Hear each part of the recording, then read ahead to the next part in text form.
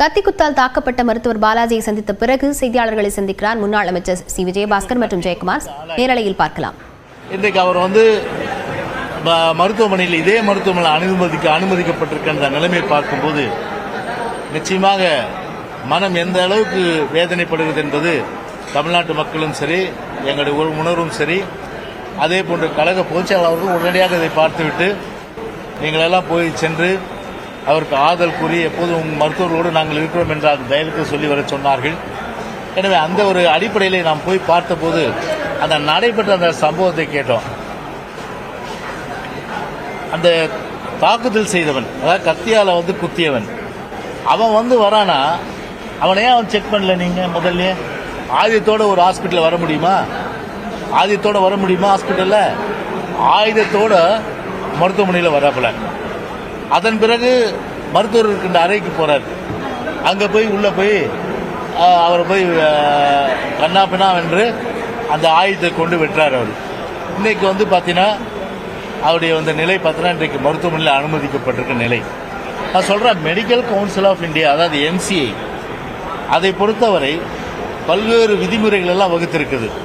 ஒரு மருத்துவமனையில் ஒரு மருத்துவர்களுக்கும் சரி, மருத்துவத்துறை சார்ந்த பணியாளர்கள், குறிப்பாக செவிலியர்கள், அதே போன்ற பல்வேறு வகையில் வேலை செய்கிறவங்க, அவங்களுடைய அந்த வேலை பாதுகாப்பு, உயிர் பாதுகாப்பு அளிக்கப்பட வேண்டும் என்ற அந்த விதிமுறைகள் எல்லாம் தெளிவாக வகுத்து கொடுத்திருக்க நிலையில இந்த விடியாத இந்த ஸ்டாலின் அரசாங்கம் என்ன நடவடிக்கை அதன் மீது எடுத்தது? ஒரு நடவடிக்கை எடுக்கவில்லை. விளைவு என்ன? இன்னைக்கு யார் உயிர் போனாலும் என்ன, யார் குத்துப்பட்டாலும் என்ன, வக்கீலுக்கு பாதுகாப்பு இல்லை, பொறியாளர்களுக்கு பாதுகாப்பு இல்லை, மருத்துவருக்கு பாதுகாப்பு இல்லை, பொதுமக்களுக்கு பாதுகாப்பு இல்லை. இன்னைக்கு எல்லோருக்குமே பாதுகாப்பு இல்லாத ஒரு தமிழ்நாட்டிலும் சரி, ஒரு உலகம் முழுவதும் வாழ்கின்ற எந்த குடிமகனாக இருந்தாலும் சரி, இந்திய குடிமகனாக இருந்தாலும் சரி, தமிழ்நாட்டில் இருக்கிற குடிமகன் என்ன எதிர்பார்ப்பான்? ரெண்டு விஷயம் எதிர்பார்ப்பான். ஒன்று, அடிப்படை கட்டமைப்பு வசதி அந்த அரசாங்கம் ஏற்படுத்தும், அதில் ஃபெயிலியர். இன்னொன்று, ஒரு சட்டம் ஒழுங்கு, போயிட்டு நிம்மதியாக வீட்டுக்கு திரும்பி வர முன் அந்த அளவுக்கு ஒரு சட்ட ஒழுங்கை பராமரித்து மக்களுடைய உயிருக்கு உடைமைக்கு ஒரு பாதுகாப்பை உத்தரவாதத்தை அளிப்பதுதான் ஒரு அரசாங்கத்துடைய பிரதான கடமையாக இருக்கணும். ஆனால் அதில் டோட்டல் ஃபெயிலியர் இந்த கவர்மெண்ட். யாருக்கும் பாதுகாப்பு இல்லை. விளைவு பாருங்க, இன்னைக்கு உயிரை காக்கின்ற மருத்துவரை இன்னைக்கு தாக்குதலுக்குள்ளாகி, இன்னைக்கு கத்தி குத்துக்கு ஆளாகி இன்றைக்கு இன்னைக்கு மருத்துவமனையில் இன்றைக்கு அனுமதிக்கப்பட்டிருக்காங்க. கருணாநிதி பேரை வச்சா போதுமா? இந்த நூற்றாண்டு விழா கருணாநிதி பேர்ல வச்சிருக்கீங்க. நீங்க பேரை வைக்கிறது மட்டும்தான் ஸ்டாலினுடைய வேலை. எங்க போனாலும் ஒரு கருணாநிதி பேரை வைக்கிறது, ஒரு சிலையை வைக்கிறது, ஒரு மாலையை போடுறது. ஆனா விதிகள் படி முழுமையான அளவுக்கு சட்டத்தின்படி பாதுகாப்பு வழங்கப்படுதா என்றால் இந்த ஸ்டாலின் அரசாங்கம் வழங்கவில்லை. அதனுடைய உச்சக்கட்டமாக இன்றைக்கு மருத்துவர் மீதான தாக்குதலை நிச்சயமாக அனைத்து இந்திய அண்ணா திராவிட முன்னேற்ற கழகம் ஏற்றுக்கொள்ளாது. எதிர்காலத்தில் இது போன்ற தாக்குதல்கள் மருத்துவர் மீது வராத வண்ணம் முழுமையான அளவிற்கு பாதுகாப்பு கொடுக்க வேண்டியது அரசாங்கத்துடைய கடமை. ஆனால் இந்த ஸ்டாலின் அரசாங்கம் அது செய்யுமா என்றால் நிச்சயமாக அது செய்யாது. எனவே இன்றைக்கு நம்மை நாம் பாதுகாத்துக் கொள்ள வேண்டும் என்ற வகையில் தான் இன்றைக்கு தமிழ்நாட்டிலே எல்லோரும் இருக்கின்ற ஒரு நிலைமையில் இருந்து கொண்டிருக்கின்றோம். எனவே அந்த வகையில் என்னுடைய கண்டனத்தை முழுமையாக இந்த அரசாங்கம் தெரிவித்து மருத்துவர் விரைவிலே குணம் பெற்று அவர் திரும்ப வேண்டும், பழையபடி அவர் மருத்துவ சேவை செய்ய வேண்டும் என்ற வகையிலே அவரிடத்துல சொல்லி அவருக்கு தைரியம்லாம் சொல்லி வந்திருக்கிறோம். ஏன்னா மீதி விவரங்களை நம்முடைய முன்னாள் சுகாதாரத்துறை அமைச்சர் அவர்கள் இப்பொழுது அவர் கூறியது குறித்து அந்த கருத்துக்களை சொல்வார்கள். பாதிக்கப்பட்ட மருத்துவரை நேரடியாக அண்ணன் பொதுச் செயலாளர் எடப்பாடி அவர்களுடைய உடனடியாக போய் பார்த்து நீங்கள் முதல்ல மருத்துவருக்கு தைரியம் சொல்லுங்க அப்படின்னு சொன்னாங்க.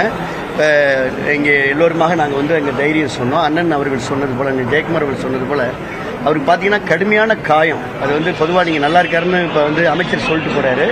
நான் கேட்டேன் எத்தனை இடத்துல காயம்னு கேட்டேன். அவருடைய கழுத்தில் காயம் ஏற்பட்டிருக்கிறது, அதோடைய தலையில் 2-3 இடத்துல காயம் ஏற்பட்டிருக்கிறது, அதே போல் காதில் இயர் லோபில் காயம் இருக்கு.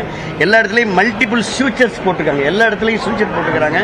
ஏற்கனவே இந்த மருத்துவர் எனக்கு நன்றாக தெரியும், ஒரு துறையில் மூத்த, அவர் தான் HOD மெடிக்கல் ஆன்காலஜியில் புற்றுநோயுடைய மூத்த மருத்துவர்.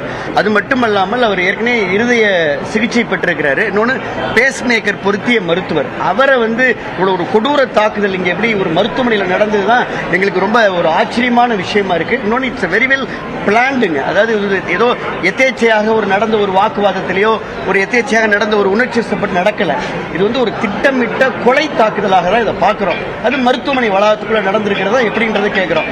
திட்டமிட்ட கொலைதெல்லாம் கத்தி அவர் எடுத்துட்டு வந்து மறைச்சு வச்சிருந்து ரூம்குள்ள போய் ஒரு மருத்துவரை தள்ளி அது உள்ளார வந்து பல தாக்குதல் நடத்தி பல இடங்களில் காயப்பட்டு இப்போ எல்லா இடங்களையும் சூச்சர் போட்டுக்கிறார். ஸ்டேபிளாக இருக்காரு, இருந்தாலும் கூட அவர் தீவிர சிகிச்சை பிரிவில் இருக்கிறாரு.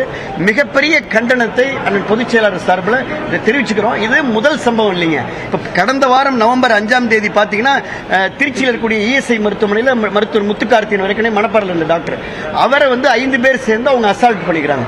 அப்போ இதில் அண்ணன் சொன்னது போல இப்போ சட்டம் ஒழுங்கு தமிழ்நாட்டில் சீரழிஞ்சிருக்குன்னா இப்போ இந்த கொலை சம்பவங்கள் இல்ல கொடூர குற்ற சம்பவங்கள் அல்லது தாக்குதல் வந்து ஏதோ ரோட்ல மட்டும் நடக்கலீங்க. ரோட்டை தாண்டி இப்ப மருத்துவமனை வளாகத்தில் உயிரை பாதுகாக்கக்கூடிய மருத்துவருக்கே இது நடந்திருக்குன்னா இது பெரிய ஒரு வெட்கக்கேடான செய்தியா தான் இந்த கருத்தை நாங்க பதிக்கிறோம். ஏன்னா இப்ப நீங்களே பாத்தீங்க எவ்வளவு ரத்தம் அங்க சிந்தி இருக்குன்னு பாருங்க. அதாவது நோயாளி தான் ரத்தத்தோட ரத்த வெள்ளத்தில் கிடப்பாருன்னு சொல்லுவாங்க. ஆனால் உயிர் காக்கிற மருத்துவரே இந்த மருத்துவமனையில் வந்து ரத்த வெள்ளத்தில் கிடக்கிற இந்த செய்தியை இந்த திராவிட முன்னேற்ற கழக ஆட்சியில் தான் பார்க்குறோம். அனைத்து இந்திய அண்ணா திராவிட முன்னேற்ற கழகத்தில் சார்பிலாக பொதுச்செயலாளர் சார்பில் கடுமையான கண்டனத்தை தெரிவிச்சுக்கிறோம். அந்த மருத்துவருக்கு மன வலிமையை கொடுத்துக்கிறோம். அவர்கிட்ட பேசிட்டு வந்து இன்டராக்ட் பண்ணிட்டு வந்தோம். அவரும் சொன்னார் பொதுச்செயலாளர் சார்பில் நீங்கள் தைரியமாக இருங்க உங்க அப்படின்ற அந்த கருத்தை சொல்லிட்டு வந்துக்கிறோம். அரசு மிக கடுமையான நடவடிக்கை எடுக்கிறது. இந்த ஒரு சம்பவத்தில் உடனே ஒரு அரெஸ்ட் காமிப்பாங்க, அதெல்லாம் இங்கே நிகழ்வு. அப்ப இந்த சம்பவங்கள் வந்து தொடருது. அதான் நாங்க என்னுடைய கேள்வி. அண்ணதான் அழகா சொல்லிட்டாங்க, இந்த சம்பவங்கள் தொடருது. இந்த தொடர் சம்பவம் வந்து ஏதோ ஒரு புறநகரில் கிராமத்தில் இருக்கக்கூடிய மருத்துவமனையில் அது நடக்கல. இந்த சென்னை கார்பரேஷன்ல சிட்டியில தமிழ்நாட்டுடைய தலைநகராணி மருத்துவ தலைநகர் வேற சொன்னோம். இப்ப தலைநகரில் இருக்கக்கூடிய மைய மருத்துவமனையிலேயே ஒரு காவல்துறையால பாதுகாப்பு கொடுக்க முடியும்னா அந்த காவல்துறை என்ன செய்யுது? காவல்துறைக்கு பொறுப்பேற்றக்கூடிய முதலமைச்சர் என்ன செய்கிறாரு? இப்ப இதை விட நீங்க கேட்ட கேள்விக்கு ஒரே ஒரு பதில் தான். இந்த அரசின் மீதும் இங்கே வருகை தந்திருக்கக்கூடிய சுகாதாரத்துறை அமைச்சர் மீது இந்த மருத்துவருக்கு நம்பிக்கை இருந்தால் அவர்கள் ஏன் சுகாதாரத்துறை அமைச்சரும் துணை முதலமைச்சரும் வந்து சென்றதற்கு பிறகு இப்ப சாலையில் அமர்ந்து போராட்டம் பண்றாங்க?